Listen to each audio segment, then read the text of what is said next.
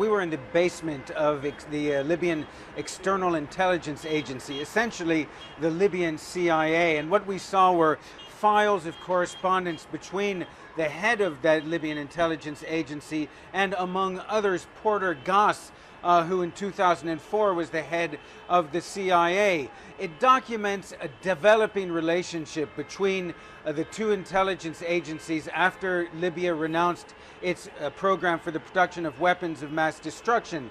It talks about the what's known as extraordinary rendition. Basically, the United States would hand over to Libyan intelligence suspected Islamic militants, members of Al-Qaeda.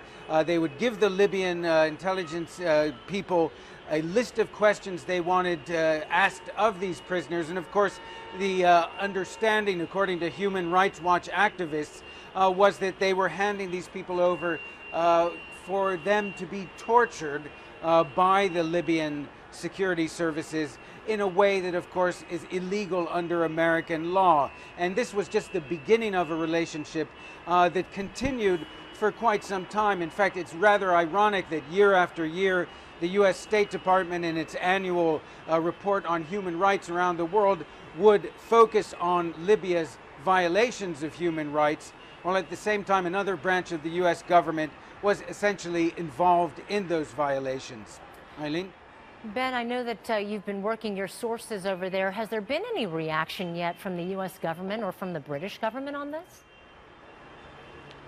Well, from the CIA, we've heard from a spokeswoman who would not comment directly on these particular documents, but she did stress that the American intelligence community works with other intelligence agencies with the goal of protecting American citizens around the world. And that's really the rationale for this program of extraordinary renditions, a program that for years has been harshly criticized by human rights activists because it essentially was the Americans handing suspects over to intelligence services in Libya, in Egypt, in Tunisia, in other countries with horrendous human rights records, but they certainly used methods that the Americans didn't want to engage in directly.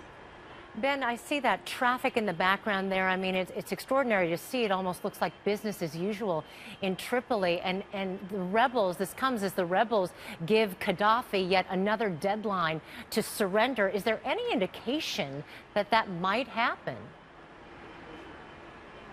Well, what's going on is there are just a few strongholds left that are marginally loyal to Muammar Gadhafi.